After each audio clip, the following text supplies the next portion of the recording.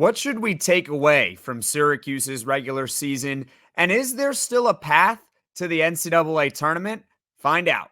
You are Locked On Syracuse, your daily podcast on the Syracuse Orange, part of the Locked On Podcast Network. Your team every day.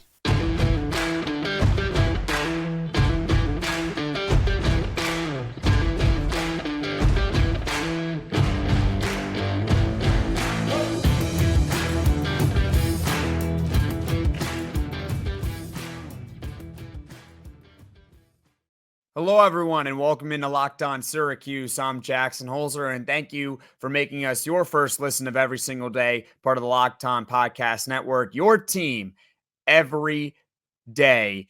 And that includes me being in Europe and still recording these episodes for Syracuse content because you know what? Sports doesn't sleep, and neither do we on this channel, especially in March, right? You don't sleep in March. As John Rothstein says, you sleep in May.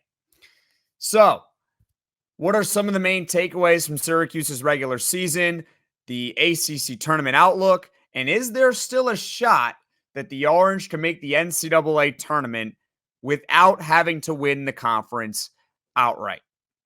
Is there still a path there? And we're going to go over all of that. But first, today's episode is brought to you by FanDuel. Make every moment more. New customers join today, and you'll get $150 in bonus bets if your first bet of $5 or more wins. Visit FanDuel.com/lockedon to get started.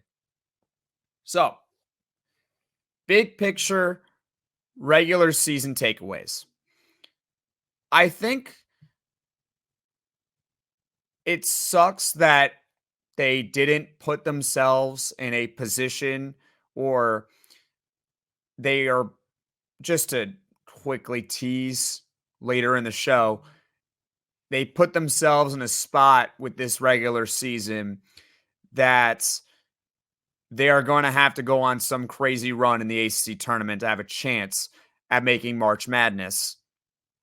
And if Syracuse does not make March Madness, it would be the first time that they have missed it in 3 consecutive years since the early 70s. So we're talking 50 years here. We're talking 50 plus years. So from that lens, it doesn't sound that great, right? The initial takeaway is, well, they didn't make the tournament, or they didn't put themselves in a prime spot entering the ACC tournament to make it. And you know what? That is a valid point. It's valid. But I don't think that should be the main takeaway. First of all, year one of Coach Autry, taking over for Jim Boeheim, obviously a legend. That's not easy. It's not easy to take over for a legend. And having to leave your own imprint. Coach Autry has to carve out his own legacy. That's not easy to do in 1 year. And honestly, Syracuse won 20 games in this regular season. They won 20. And yes, I know one of them was against Chaminade. So if you look at the net rankings, it doesn't count. You'll see that they're 19-11. 19-11. But if you look at their actual record, they're 20-11. Folks, said this yesterday. Many of you might know, and if you don't, that's okay. But this is the first 20-win regular season since 2014. That was the first year that Syracuse was in the ACC. First time in 10 years that this team has won 20 games in the regular season with playing basically a 6 to 7 man rotation for at least the second half of the year. And they managed to win 20 games. Folks, if I were to tell you back in 2014 that in 10 years from now, Syracuse would win 20 games in the regular season, you would probably say, yeah, that should be a tournament team pretty easily. That should be a tournament team easily, right? But the ACC is not thought of in the same way as it is anymore, even though the data and how teams do in March from the ACC doesn't necessarily back it up. So 20 wins from this conference is not the same as, or is not viewed as the same as others.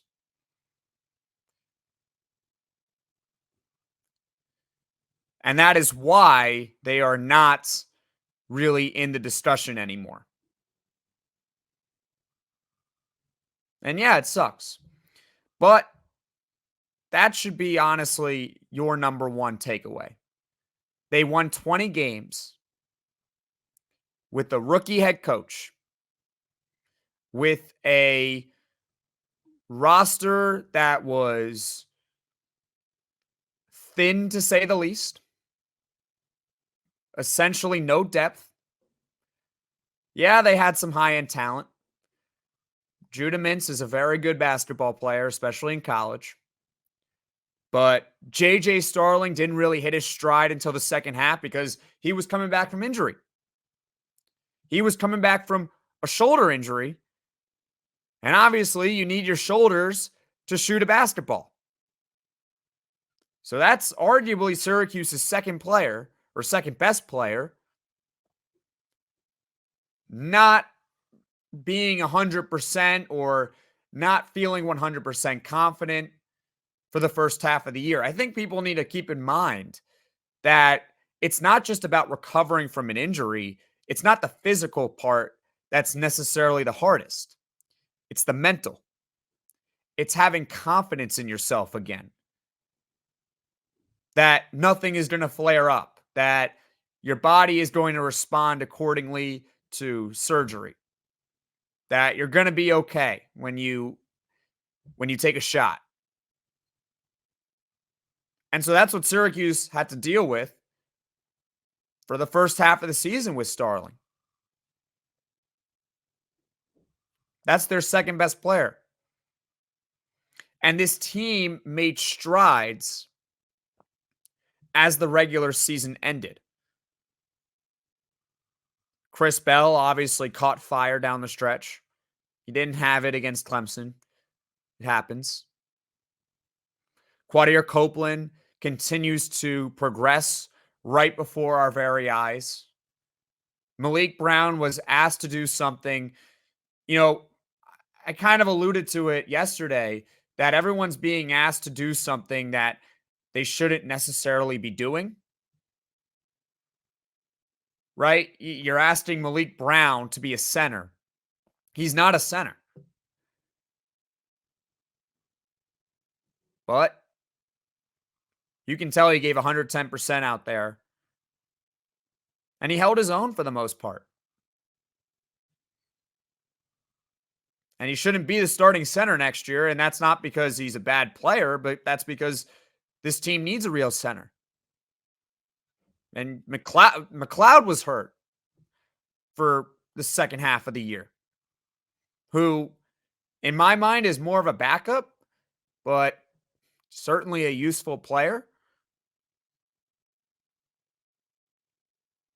So overall, while this team is not in a position to make the NCAA tournament, I think there are plenty of positives to take away from it.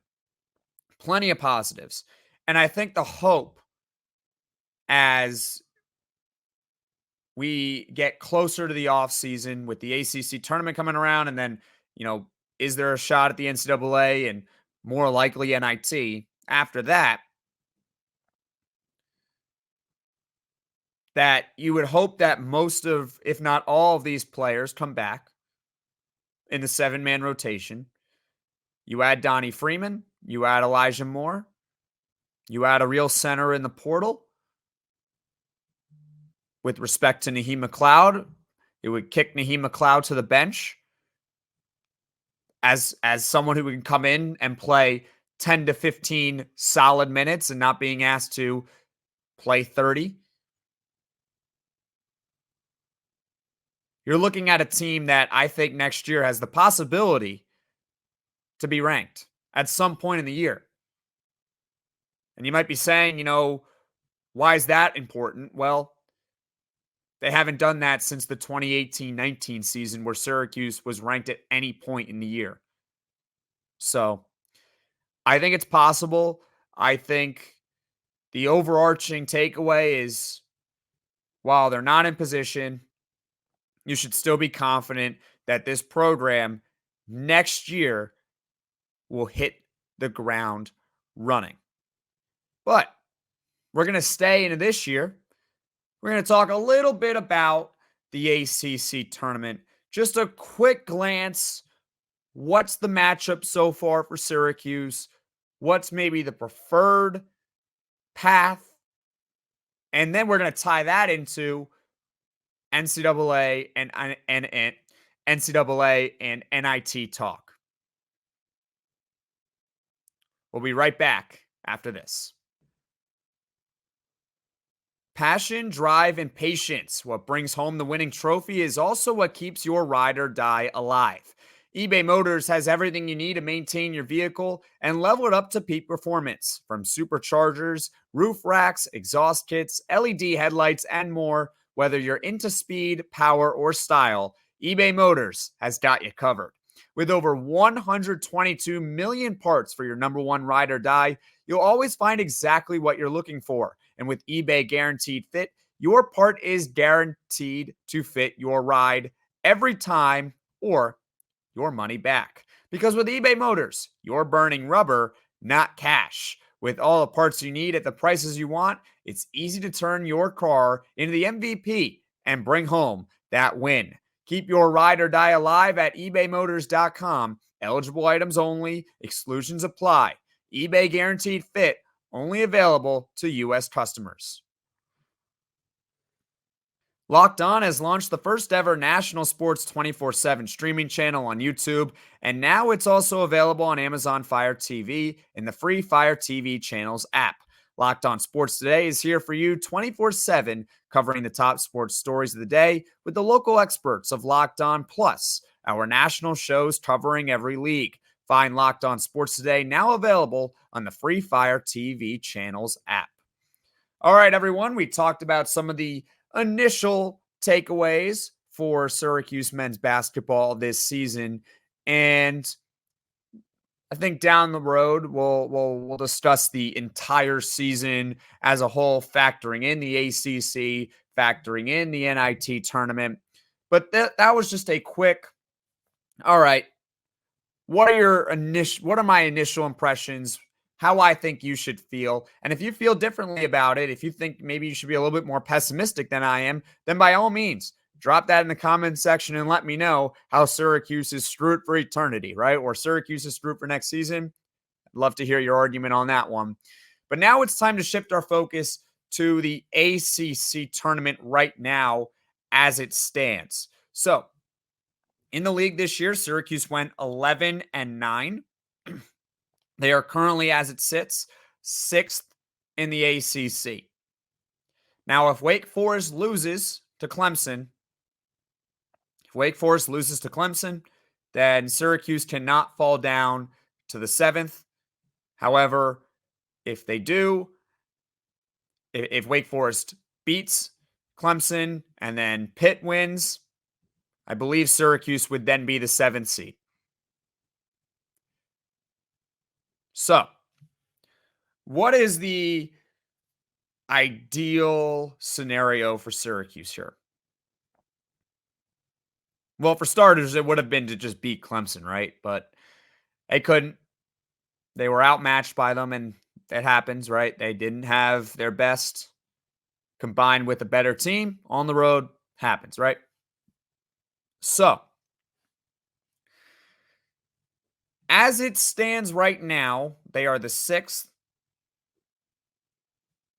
which means we don't know who they would get in their first round that they have to play. Could be a variety of teams.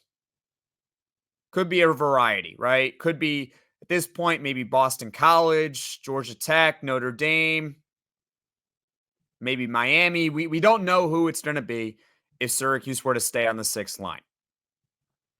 But regardless, it's a game that no matter what, I think we should expect Syracuse to win. I think that's a fair assumption. They should win that game. Now, right now, Syracuse is the 6th, which would mean if they win that first game, they would play, you guessed it, or did you guess it? Virginia.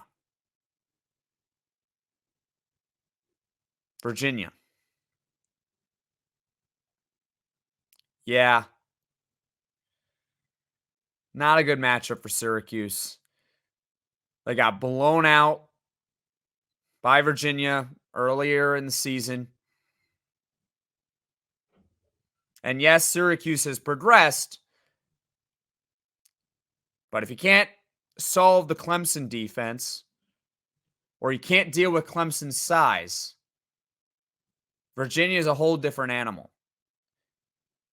Also, to be completely honest and transparent, I said this before on this show, nobody wants to watch Virginia. Nobody wants to watch them for entertainment purposes. Nobody. Just saying. So I think ideally Syracuse would avoid Virginia. But then, well, what happens if they slip to the 7? They get Carolina or Duke in the quarterfinal. This is something that I've come around on now that Syracuse has lost to Clemson. But just hear me out. I don't think that's the worst thing in the world for Syracuse. And the reasoning for that is because the only way to really make up for the loss to Clemson, I think it's to beat one of those two teams. I think it's to beat one of them. You would have beaten North Carolina again 2 times in 1 year. You would avenge a blowout loss to Duke. Honestly, I think that would I don't hate that scenario. That if Syracuse drops to the 7, they got to play Carolina or Duke. Why not? Why not? You're going to have to beat them anyway at some point. Might as well make it early. And of course, there's another, they could play Clemson again. They could play Wake Forest. Obviously, we've seen Clemson twice. I don't think anyone wants to face Clemson a third time. Wake Forest, I would want another try at. I think that was maybe one of the few games this season where I don't think it was a lack of talent. I don't think it was that Syracuse didn't have it against Wake Forest. I think that was this was a weird category of a game where I question the effort. And that's not good. So I would want another chance maybe at Wake Forest. But overall, I think at the end of the day with the ACC, we have to see how it all shakes out, right? Syracuse doesn't have a game left on its schedule. It doesn't have a say of who it's going to play. And we're just going to have to let the chips fall where they may. Well, that's just maybe a quick bracket glance for Syracuse right now. And leave in the comments below. Is there a preference for you? What team would you maybe want to see? What team do you want to try to avoid? Do you also think Virginia is boring at basketball? Leave a comment below. Let me know what you think.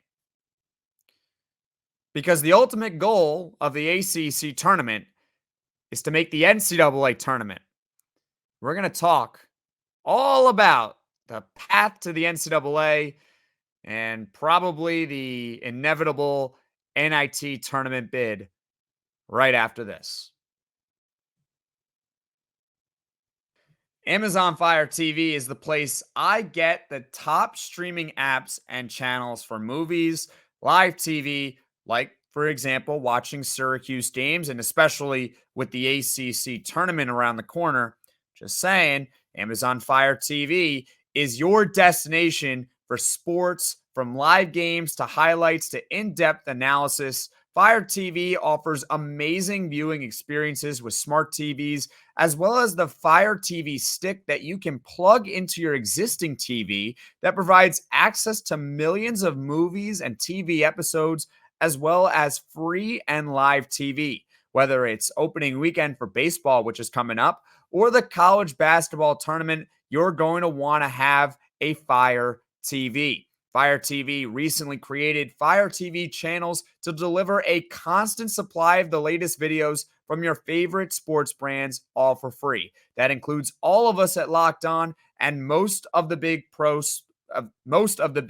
pro leagues and college conferences as well. Fire TV channels lets you dive into all of the game analysis, highlights, and more to keep up to date on all the latest in the world of sports. March Madness, NBA, MLB, and lots more. How about hockey too? Not to mention great news, entertainment, gaming, travel, cooking videos as well. Check out Fire TV channels on Fire TV and Alexa devices. If you haven't checked out Fire TV channels, you should. Trust me. To learn more, visit www.amazon.com/lockedonfiretv. All right, everyone, we're wrapping up here on today's show of Locked On Syracuse with, NCAA NIT Tournament Talk. I'm Jackson Holzer, and I still am going to give you the path to the NCAA Tournament. I referenced it earlier, but here it is. Because I still think there's a chance they can do it without winning the conference outright. I still think there's a shot, but it's one that you might not like. I think you have to get to the tournament final. You got to get to the tournament final. You got to win your first game. And then Syracuse is going to have to they're going to have to beat one of the good teams that are maybe fighting to get into the tournament, like a Virginia or a Wake Forest, or a team that's firmly in it like Clemson, who they've already lost to twice. And before that or after that, they're going to have to beat Carolina or Duke. So they got to win 3 games. And even then, that might not be enough. If they win those 3 games and they get blown out in the final, that might end it all right there. They might. That's the path to the NCAA tournament. Still technically alive, but I would at this point bank on the NIT. The NIT is the most likely outcome for Syracuse, so they should be playing beyond just the ACC tournament. And I have it written down here. So the NIT guarantees 2 teams from each of the Power 6 conferences, and those 2 teams are selected based on the highest ranked net teams that don't make the NCAA tournament. So if you're really high in the net, but you didn't make the NCAA, chances are you'll automatically be selected for the NIT if you're in a Power 6 conference, right? And so for how that impacts Syracuse is simple. Not only that, actually, let me backtrack a little bit. If they're an automatic selection by the net in that regard, they get to host and they get to host an NIT game. They get to host it. So in order for that to happen, for Syracuse to host some NIT action in the JMA Wireless Dome, they are going to need Wake Forest, Pitt, and Virginia to all make it. They need those 3 teams to all make the NCAA tournament for Syracuse to host an NIT game. They all need to make it. Because remember, it's based on net. And Syracuse doesn't have a very high net right now. So they would need all of them to make it. I need to quickly look up the net rankings here, but I'm pretty sure that is because of NC State being higher than Syracuse. Yes. So right now, actually, I just quickly glanced at it. NC State is 83rd and Syracuse is 84th in the net right now. So NC State, if those three teams that I mentioned all make it, then the automatic bids would be NC State and Syracuse. However, if one of those teams doesn't, chances are at least two won't. But if one of them doesn't, NC State does well in the ACC, then those would be the two automatic qualifiers. But regardless, I think Syracuse is going to be in the NIT no matter what. If they're not, I'd be shocked. But that's what you're looking for, or that's what you're kind of hoping for if you want a home NIT game, if you think that's cool. I think it would certainly be fun. I think people poo-poo the NIT tournament, and I understand it. I even call it stands for not in tournament. But it is progress for this team. I mean, they weren't in it the last 2 years. They get in this year, and then you look at what the women's team is doing right now, which is, year one under a new coach, you make the NIT, and then year two, you pop off, right? So the blueprint is there, and if Syracuse is following that trajectory, then next year they'll be probably a top 5 seed in March Madness. We can only hope.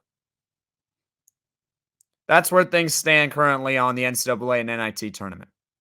Thank you guys all so much for listening. Click that like and subscribe button, and we'll be back tomorrow.